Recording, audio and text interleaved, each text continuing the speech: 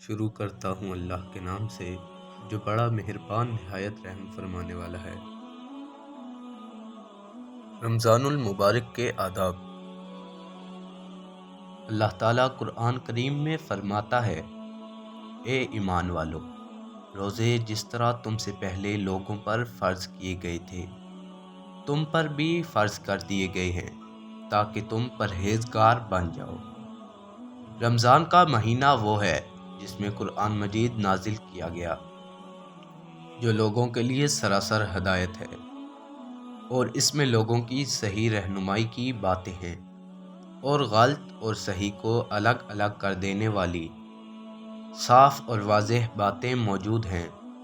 سو تم میں سے جو کوئی اس مہینے میں موجود ہو وہ اس پورے مہینے کے روزے ضرور رکھے۔ حضرت سلیمان فارسی رضی اللہ تعالیٰ عنہ سے روایت ہے کہ ماہ شعبان کی آخری تاریخ کو رسول اللہ صلی اللہ علیہ وسلم نے ہم کو ایک خطبہ دیا۔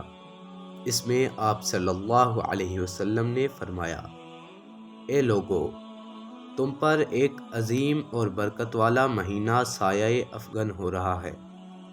اس مبارک مہینے کی ایک رات شب قدر 1000 مہینوں سے بہتر ہے۔ اس مہینے کے روزے اللہ تعالیٰ نے فرض کیے ہیں اور اس کی راتوں میں بارگاہ خداوندی میں کھڑے ہونے کو نفل عبادت مقرر کیا ہے، جس کا بہت بڑا ثواب رکھا ہے۔